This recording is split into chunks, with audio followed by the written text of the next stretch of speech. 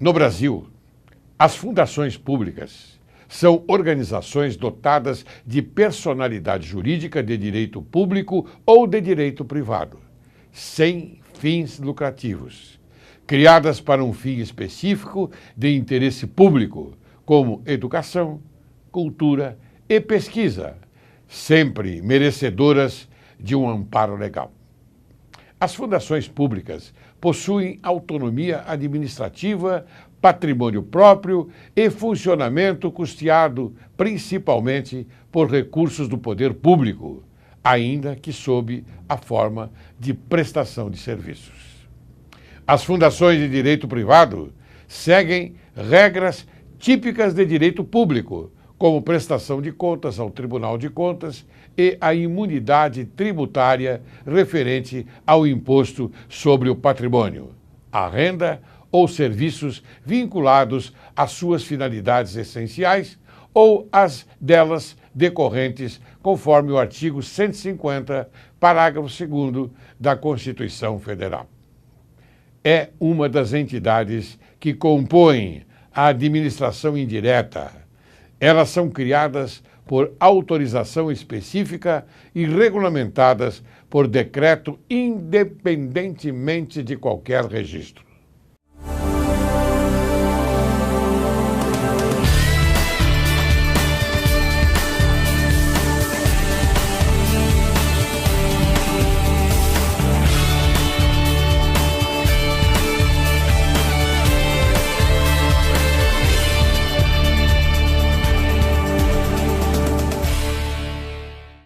Hoje, Direito e Justiça em Foco conversa com o Dr. Ayrton Grazioli. Dr. Ayrton Grazioli é promotor de justiça das fundações. Ele veio até aqui, aos estúdios de Direito e Justiça em Foco, conversar conosco, não é, para dar a você, caro telespectador, uma informação precisa do que representa a fundação, ou melhor, as fundações. Mas eu quero dizer a você, caríssimo telespectador, o seguinte: é muito difícil você ser aqui o interlocutor deste programa. Não é fácil, não. Porque, de repente, chega à nossa frente homens de altíssima cultura que você tem que recepcionar de uma forma diferenciada.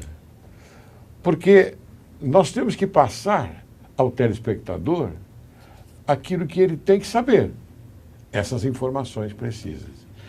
E o Dr. Ayrton Grazioli é graduado pela Universidade de São Paulo, mestre em Direito Civil pela PUC de São Paulo, pós-graduado lato sensu em Direitos Sociais pela USP e Interesses Difusos e Coletivos pela Escola Superior do Ministério Público Paulista. Membro do Ministério Público do Estado de São Paulo há mais de 20 anos e, desde 2003, está à frente da Promotoria de Justiça especializada em fundações. É vice-presidente da Associação Nacional dos Promotores e Procuradores de Justiça de Fundações e Entidades de Interesse Social. Publicações do autor: Fundações Privadas, das relações de poder à responsabilidade dirigentes, fundações privadas, doutrina e prática, fundações privadas, doutrina e prática também. Então, trata-se aqui de um expert no assunto. E é um homem que ostenta uma cultura excessiva. É por isso que eu não vou me ater mais ao currículo, porque você, caro telespectador, vai fazer a apreciação devida, não é, no decorrer do nosso programa e dizer: esse é realmente um excelente promotor de justiça e um homem dedicado às fundações e de qualificação. Como vai, doutor Ayrton? Eu vou muito bem, desembargador Laurélio. Grato pela satisfação de estar aqui falando consigo e com os seus telespectadores, e não poderia deixar de fazer uma observação que há muita bondade nas suas palavras. Não sou tudo isso e nem gostaria de de sê-lo. Acho que eu sou um funcionário público que gosta do que faz e que procura fazer o melhor para beneficiar um pouco mais essa nossa sociedade tão injusta, com pouca solidariedade, mas com muito desejo de ser diferente. Eu não exagerei, não, Ayrton. Não exagerei porque nós que fazemos parte da Justiça de São Paulo, nós sabemos quem é quem. E você é um homem que se destaca naquilo que faz. Porque você, a primeira coisa que eu devo ressaltar é que se trata de um homem bom. Então todas as pessoas com esse objetivo, elas produzem coisas boas. Né? E você é um homem que produz coisas boas, porque você se interessa pelo que faz. Telespectador, ele é muito generoso, hein? Bem, doutor Ayrton, eu já começo aqui a fazer as minhas indagações a você. Hoje se fala muito em ONGs. Elas são, inclusive, muito criticadas atualmente. Assim, o que é o terceiro setor? O terceiro setor hoje ele está muito em moda, muito em voga, né? Todo mundo fala de terceiro setor, todo mundo gosta de criticar o terceiro setor. Está muito na mídia o que as organizações não governamentais, as nossas ONGs, não fazem ou o que elas fazem de errado. E é curioso que muito pouco se fala do que elas fazem, e especialmente o que elas fazem de bom. E muito pouco se discute também para saber o que elas são efetivamente e qual a importância que essas entidades representam no contexto da nossa sociedade. E para desmistificar um pouco a afirmação de que as ONGs só cometem falcatruas, que o terceiro setor só vive para usurpar ações do poder público, que o terceiro setor só serve para permitir roubalheira, é bom que se diga que o primeiro setor, que é o governo, o segundo setor, que é o empresariado, que é o mercado, apresentam os mesmos dilemas que apresenta o terceiro setor. E digo mais, acredito que a imagem, especialmente do primeiro setor, do poder público, é muito mais desgastada que a imagem que ostentam as ONGs perante a sociedade. Porque se inverte a equação. Ao invés de se levar para o conhecimento público o que elas fazem de bom, se leva tão somente o avesso do terceiro setor. Vamos imaginar que não existe equívoco na gestão do poder público. Basta que a gente pegue os nossos jornais hoje, são páginas e páginas praticamente policiais envolvendo condutas não recomendadas de agentes públicos. A mesma coisa ocorre no empresariado.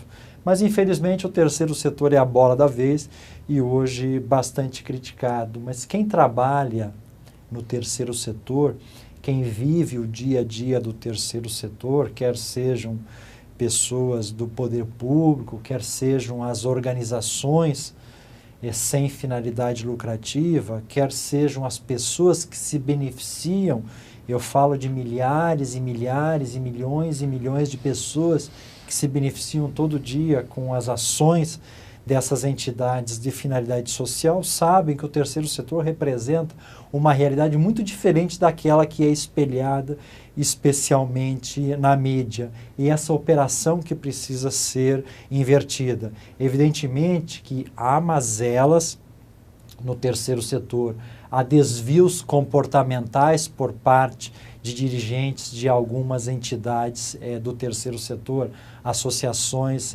ou fundações.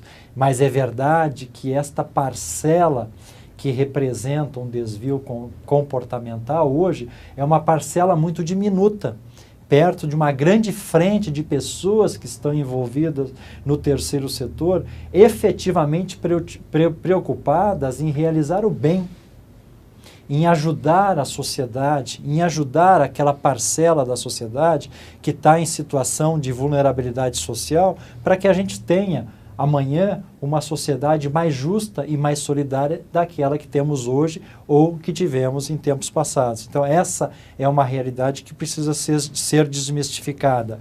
O terceiro setor, em regra, é bom, e o terceiro setor, em regra, é imprescindível não só para o governo, mas especialmente para a sociedade civil, porque ele faz uma tarefa, ele desenvolve uma tarefa para essa gama de milhares de pessoas que são necessitadas, que se o terceiro setor não fizer, vai ficar um vácuo, vai ficar um vazio. Essa é a nossa realidade. Muito bem, eu queria que você explicasse ao telespectador, por gentileza, Ayrton, o que é o terceiro setor? Terceiro setor, vamos um pouquinho, vamos minimizar esta palavra, esses termos, esse termo terceiro setor. Vamos dizer ao telespectador o que ele abrange, aonde nós podemos, onde ele pode chegar, como ele nasceu e como ele e aonde ele pode chegar. Porque às vezes o telespectador ele fica pensando, o que é o terceiro setor? Mas você já explicou muito bem, é óbvio. Mas eu queria que você esmiuçasse essa parte. De uma forma muito genérica, meu prezado desembargador Laurelli, o terceiro setor ele compreende aquela gama de pessoas envolvidas organizadamente numa instituição social com a preocupação de fazer o bem. E fazer o bem para quem necessita do bem, evidentemente. E geralmente essas ações são desenvolvidas numa associação ou numa fundação privada, que é o que costumeiramente ouvimos dizer como as ONGs, as organizações não governamentais, ou seja, são entidades sem finalidade lucrativa e, mais que isso, entidades preocupadas em realizar uma tarefa de interesse social, ou seja, realizar uma tarefa que interessa para a sociedade como um todo, quer seja em ações do meio ambiente, em ações de proteção ao idoso, em ações de proteção à criança, aos direitos humanos, e uma gama muito grande de atividades que são de interesse de todos.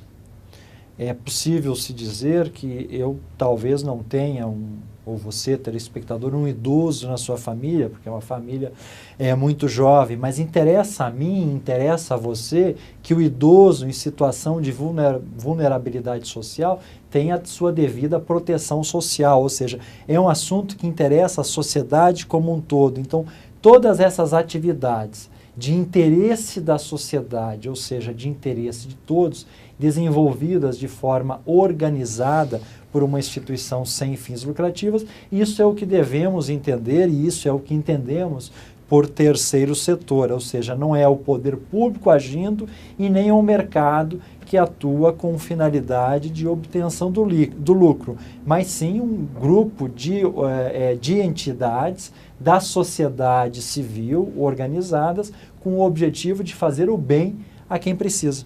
É uma disponibilidade de tempo, então, das pessoas que se dedicam ao terceiro setor para apoiar, não é, as entidades que, afinal de contas, existem. Sim, sim. Não é? Sim. Porque, inclusive, sem, como você diz bem, sem intuito lucrativo, não é? Porque é voluntário. É voluntário em termos, porque é uma conduta da entidade de voluntariamente agir em benefício do bem para quem precisa de valores, de oportunidades, de benefícios, de empoderamento, de direitos, mas não se pode esquecer, e isso é muito importante que se coloque no discurso quando se fala de terceiro setor, que essas organizações hoje são cobradas no sentido de terem profissionalismo, de terem capacitação. Então, cada vez mais se espera das organizações sem finalidade lucrativa e de interesse social que elas sejam profissionais. Para isso, elas precisam de profissionais do mercado, claro, óbvio, profissionais extremamente capacitados, arrojados, no sentido de otimizar no máximo os recursos que essas entidades têm em benefício das ações sociais que elas desenvolvem. E na grande maioria das vezes é preciso que se pague esses profissionais a valores de mercado, e não se pode ser diferente. O Brasil, há muito tempo, já virou a página de que o terceiro setor era composto de entidades representadas por senhoras que se reuniam para o chá das 5 e fazer atividades em benefício dos órfãos e das órfãs especialmente. Hoje o terceiro setor ele representa praticamente 4% do PIB nacional e ele tem que ter capacitação, tem que ter profissionalismo, tem que ter transparência e para isso precisa de profissionais e não tão somente um grupo de senhoras preocupados em realizar o bem. Essas senhoras são bem-vindas e estão no contexto do terceiro setor, mas o terceiro setor hoje movimenta um orçamento bilionário, beneficia milhões e milhões de pessoas, estamos falando de Brasil, e isso é mais ou menos o que ocorre num contexto de mundo, e para isso precisa de profissionais de mercado, capacitação, pessoas preocupadas com gestão, com projetos de curto prazo, projetos de médio prazo, projetos de longo prazo, transparência, uma comunicação absoluta e cristalina com o seu público beneficiário ou com o seu investidor social. Então, esse é o terceiro setor que se deseja e esse é o terceiro setor que vem sendo desenhado no Brasil, especialmente nas duas últimas décadas. E com um caminho aí muito profícuo para avançar muito nessa área, porque quem ganha com isso, especialmente, é a sociedade. Então, a minha conclusão é a seguinte: hoje a sociedade necessita do terceiro setor. As instituições também necessitam do terceiro setor, porque é um apoio importantíssimo, altamente relevante. Ultrapassado este preâmbulo, eu vou agora para uma outra pergunta. Há muitos desvios nessa área. Por que isso ocorre no Brasil? Porque as ONGs são também criticadas? No contexto do que eu colocava no começo da minha fala, há desvios comportamentais no terceiro setor? Sim. Eu queria que você englobasse. Assim como há desvios comportamentais em outras áreas. Porque o terceiro setor é colocado numa situação de especial vulnerabilidade, nessa tônica crítica, não se sabe dizer. Não se sabe dizer. Talvez isso tenha algumas razões, algumas causas, e, a meu ver, a principal delas é uma carência, uma deficiência na legislação brasileira, especialmente quando deveria regular com mais critério o investimento público no terceiro setor. Ou seja, o que eu quero dizer com isso? O repasse de recursos públicos para o terceiro setor, com regras mais claras, com mais fiscalização do poder público, com um acompanhamento mais a miúde, mais crítico por parte da sociedade, com um relacionamento muito mais transparente. A meu ver, o Brasil avançaria muito, e isso acho que a gente pode conversar na sequência, que é algo que vem sendo construído, especialmente nos últimos 2 ou 3 anos, que é a realização de um novo marco regulatório para o terceiro setor. Ou seja, um conjunto de regras jurídicas disciplinando as relações do terceiro setor com o seu público, as relações do terceiro setor com o empresariado e, especialmente, as relações do terceiro setor com o poder público, União, Estados e benefícios, especialmente quando ele recebe recursos públicos para manejar em defesa do interesse social. Então, doutor Ayrton, eu tenho certeza absoluta, e o telespectador também está convencido disso, que o terceiro setor é altamente importante para o Brasil. E eu tenho uma pergunta agora que eu quero que, por gentileza, você responda após o intervalo, que eu vou chamar daqui a pouquinho, que se trata do seguinte teor. O que ocorre no Brasil é diferente do que acontece no restante do mundo? Hoje se fala muito em terceiro setor. Isso é novo para o Brasil? Então eu gostaria que no segundo bloco você desenvolvesse, não é, esse tema para que a gente possa informar o telespectador. Você aguarde que logo, logo retornaremos.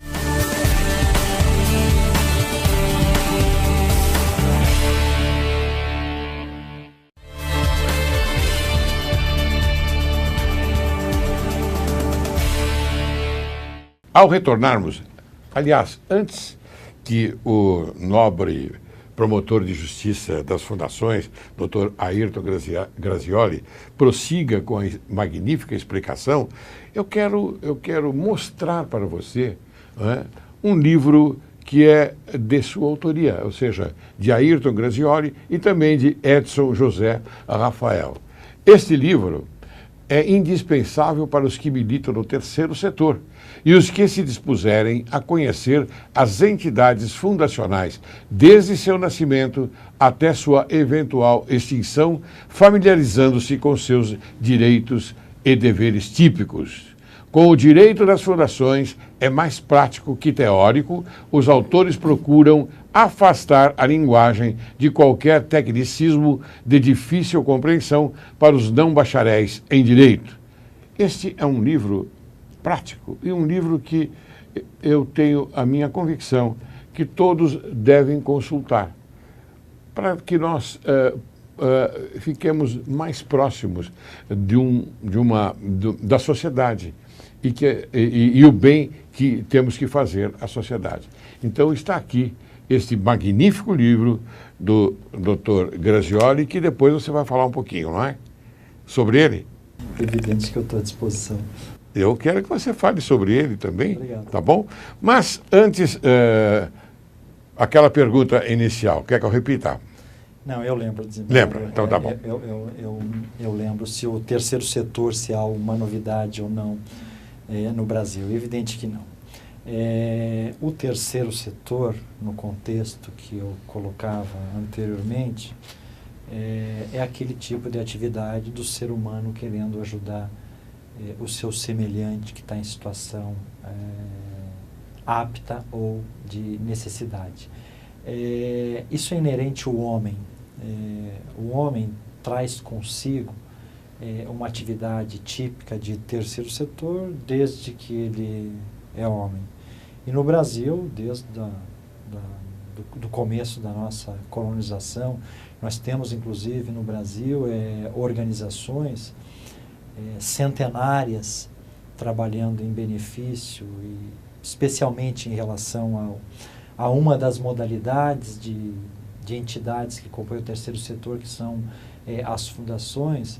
Os estudiosos dizem, eu falo isso nessa obra, que o primeiro modelo de organização que surgiu fundacional surgiu no século XVIII, então nós estamos falando nos idos de 1700, no Rio de Janeiro, onde a Santa Casa de Misericórdia do Rio de Janeiro, ela tinha uma atividade especial para recebimento de órfãos e de órfãs que eram colocados numa roda, ou seja, havia um compartimento na parede onde as pessoas depositavam ali os recém-nascidos que eram abandonados, e essas crianças eram recepcionadas pela Santa Casa, mediante uma roda, de maneira a se permitir o anonimato de quem abandonava literalmente essas crianças, e a esse trabalho se deu depois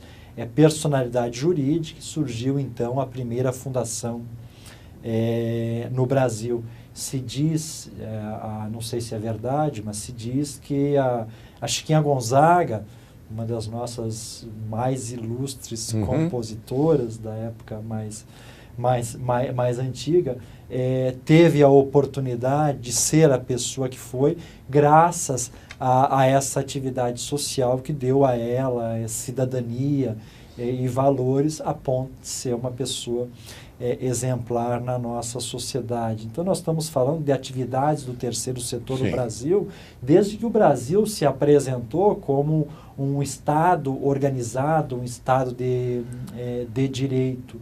Mas é verdade que foi nas últimas décadas, nos 20 ou 30 anos últimos, que o terceiro setor ganhou relevo no Brasil, e a importância que tem hoje, com um movimento de recursos financeiros muito significativo e um benefício a uma parcela da nossa sociedade que é muito relevante. Hoje nós falamos de milhões de pessoas no Brasil que se beneficiam das atividades dessas associações e dessas fundações, todas entidades de interesse social e sem finalidade lucrativa.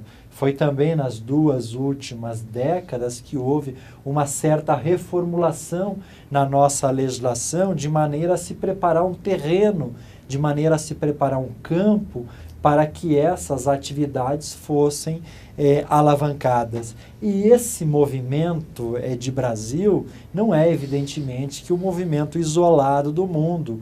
É nesse mesmo movimento que nós vemos o caminhar da sociedade civil organizada em todos os países desenvolvidos. Então, o que ocorre no Brasil é mais ou menos o que ocorre nos Estados Unidos, na Itália, na França, na Alemanha, em termos de terceiro setor. Alguns países um pouco mais avançados, outros menos, mas todos, evidentemente, que num movimento mais ou menos similar e ganhando espaço, porque se nós temos um agigantamento do poder público cada vez maior, isso mostra que o Estado, falo de União, municípios e estados, cada vez mais eles têm dificuldades maiores de exercer políticas públicas em benefício da atividade social. E aí se mostra, então, interessante essa possibilidade de direito e de fato do poder público se aliar ao poder privado, que são as ONGs, e numa parceria, evidentemente, que é muito positiva, muito bem construída e focada para efetivamente realizar o bem para as pessoas, realizar essas atividades. Então, por isso que se diz hoje que o terceiro setor é imprescindível para o poder público para desenvolver essa política pública no tocante à área social para aquelas pessoas que estão em situação de vulnerabilidade social. Mas não é um movimento isolado de Brasil, não. É um movimento de mundo e que está sendo construído ano a ano no sentido de melhorar essa relação, de otimizar esses recursos para que sejam focados principalmente nas atividades de interesse social. Muito bem. Agora me diga uma coisa, pela sua experiência, Ayrton, você não acha que há muita timidez nesse sentido, ou seja, de ajudar o próximo? Porque, veja, eu vou dar um exemplo apenas. O que acontece, eu assisti um vídeo esses dias no tocante um vídeo russo, no tocante à ajuda de pessoas que estão nas ruas. por exemplo, um senhor, um idoso, está atravessando uma rua e de repente vem um veículo do outro lado. Então alguém sai do carro, não é? Vai até esse senhor, tenta parar esse veículo e o ajuda a transpor aquele espaço no leito carroçável até a calçada, vamos supor. Então, essas coisas acontecem muito no exterior. Aqui no Brasil, o brasileiro é tímido nesse sentido de espontaneamente ajudar o próximo? Eu não sei se o brasileiro é tímido, até acredito que não. O brasileiro é bastante expansivo e, como todo povo latino, é bastante emotivo. Uhum. A emoção no povo latino, ela aflora mais que outras civilizações. Eu acho que o problema do Brasil o Brasil ainda está numa fase de construção de valores sociais. Então, esse desprendimento, essa voluntariedade de ações em ajudar a quem precisa, por exemplo, ajudar uma pessoa que tem dificuldade de atravessar uma rua, isso ainda está em fase de construção no Brasil. Eu acho que nós temos evoluído muito nessa área nos últimos anos, nas últimas décadas, mas nós temos um caminho ainda uma estrada muito grande ainda para percorrer. Vamos pensar num exemplo, há 30 anos atrás, as pessoas jogavam lixo do seu carro no meio da via com uma naturalidade, e aquilo era percebido por terceiros como algo relativamente normal. Hoje não. Hoje quem comete esse gesto é repreendido, às vezes visualmente, inclusive por todo mundo. Pelas próprias pessoas que estão no local. Não se aceita mais esse tipo de comportamento. Claro. E acredito que nós estamos construindo uma sociedade que daqui a alguns anos, não ajudar uma pessoa com dificuldade de locomoção a atravessar uma rua vai ser surpreendido, essa pessoa vai ser surpreendida e vai ser advertida da mesma forma. Repreendida, porque, né? Repreendida. Se espera dela um comportamento diferente. Claro. Eu acho que a nossa sociedade está sendo construída nesse sentido, mas nós somos muito ansiosos, porque a gente quer essa sociedade melhor, especialmente mais solidária, não já, nós queremos essa sociedade para ontem, mas eu acho que ela está sendo construída, assim como está sendo construído o terceiro setor, e o terceiro setor ajuda muito na construção desses valores com a sociedade. Eu tenho acredito nesse sentido. Então, quer dizer que a gente tem essa uma expectativa que vai dar certo, oxalá, né? Porque a vida é assim. Hoje nós temos que ajudar as pessoas, aqueles que podem, tem que ajudar as pessoas que, afinal de contas, têm uma certa precariedade no seu movimento. O idoso, por exemplo. O idoso necessita muito de pessoas, de mais jovens, que os atendam. Vendo este vídeo, eu fiquei impressionado. Na neve, inclusive, na Rússia, na neve, eles saem do carro para ajudar terceiros. Para ajudar, por exemplo, um cachorrinho que está atravessando uma via. Então, essas coisas nós devemos prestar atenção. E é por isso da importância do terceiro setor que o nobre e querido amigo Dr. Airton Grazioli está trazendo hoje para esse programa. Por isso que eu disse no início, é muito difícil para mim, como interlocutor aqui, conversar com pessoas que, afinal de contas, trazem uma mensagem maravilhosa. É difícil por quê? Porque eu tenho que abordar os pontos mais importantes. Mas isto não é nada demais, porque, graças a Deus, nós estamos aqui com um homem de altíssimo e elevado teor cultural, não é? E você, afinal de contas, tem uma experiência muito grande e sabe perfeitamente, não é, nos dizer aquilo que é necessário. Eu vou continuar. Eu vou pedir a você, então, que me diga que hoje se comenta muito do marco regulatório do terceiro setor. O que está acontecendo? Por que esse movimento? Esse movimento, é importante acho que dizer o que é um marco regulatório do terceiro setor, né? A legislação brasileira referente às ações do terceiro setor, ela é muito carente.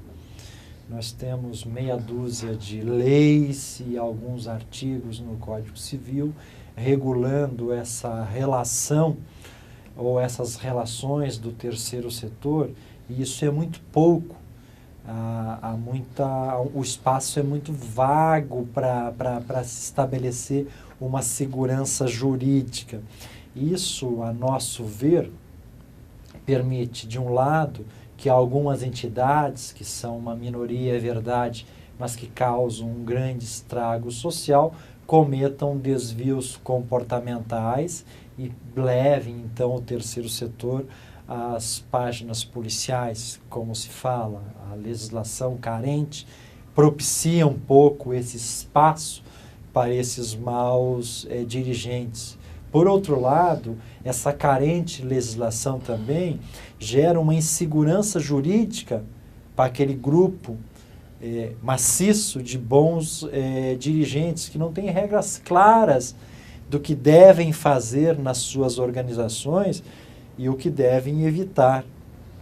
Então, já há alguns anos no Brasil, e isso chegou a um ápice nos últimos 5 anos, com a CPI das ONGs, houve uma unanimidade no terceiro setor e no governo de que era chegado o momento de se criar uma legislação própria para regular esse relacionamento entre o público e o privado, entre o governo e as ONGs. E aí surgiu, então, o marco regulatório, é um grupo de trabalho que eu faço parte, junto ao gabinete da Presidência da República.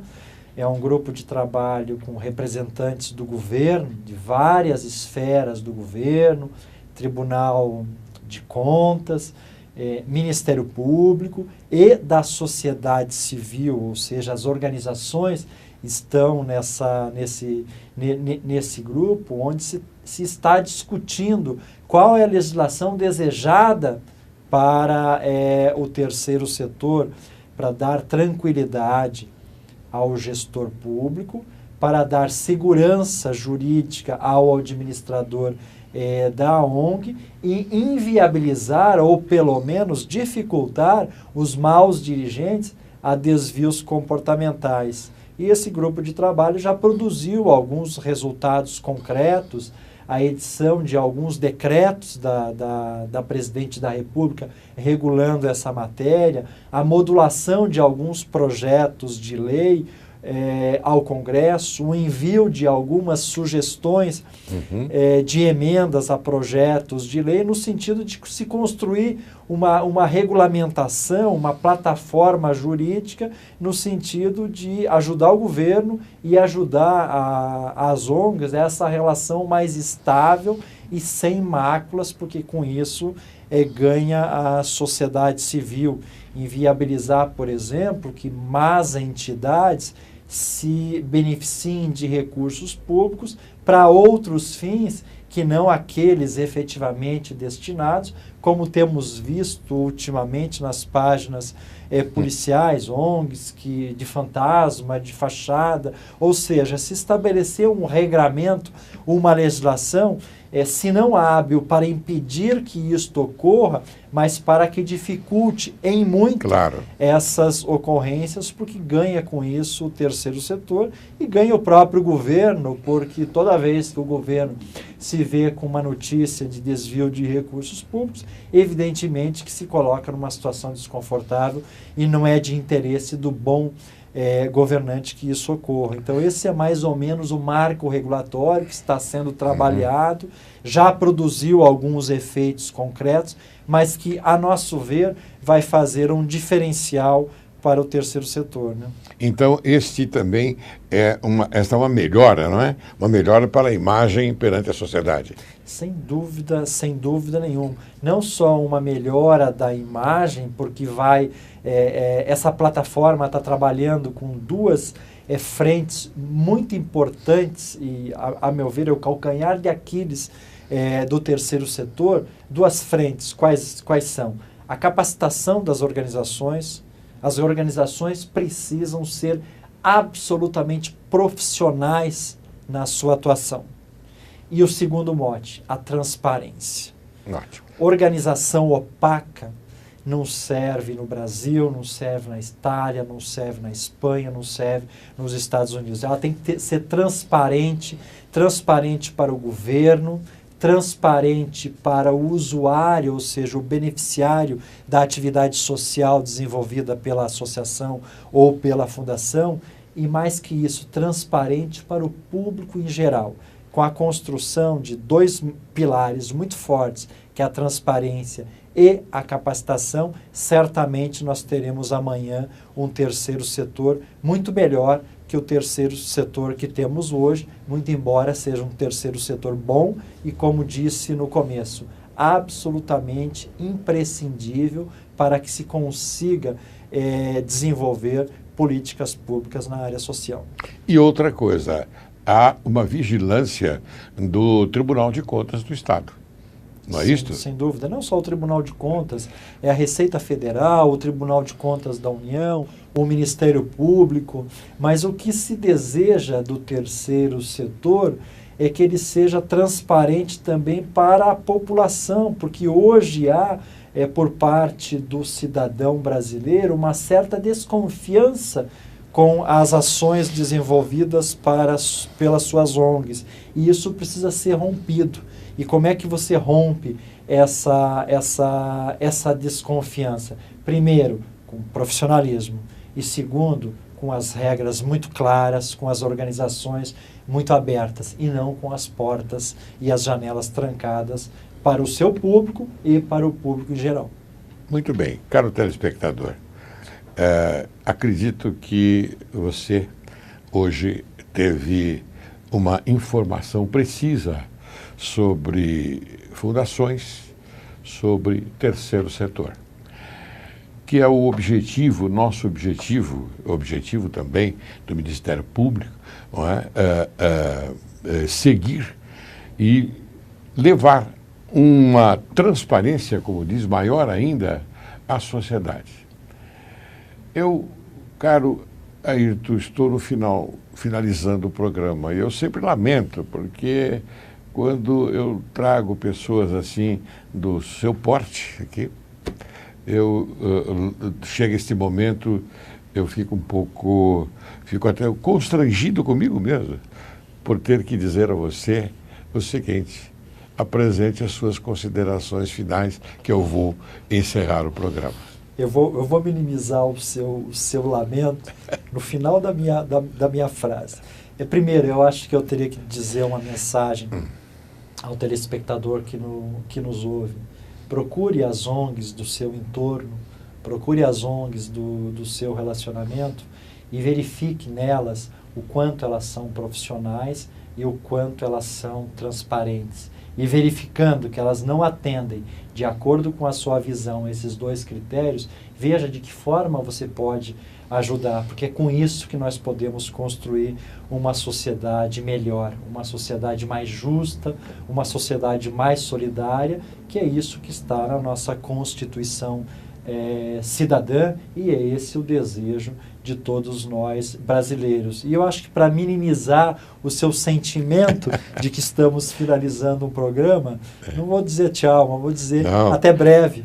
Faço questão que você retorne aqui. Por isso, eu vou colocar também no rodapé da imagem o site. Você tem o site, né? Sim.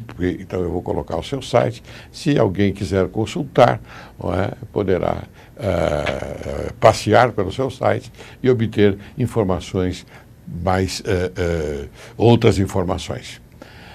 Doutor Ayrton, eu fico muito grato pela sua presença, porque Direito e Justiça em Foco tem um objetivo: levar ao telespectador informações que a mídia não leva, com essa tranquilidade e com essa profundidade. Porque hoje você veio aqui trazer uma informação que passou para o telespectador, uma informação real, bastante proveitosa para o conhecimento da sociedade. E outra coisa, com bastante transparência. Isso é importantíssimo. Portanto, eu agradeço muito e até a próxima vez.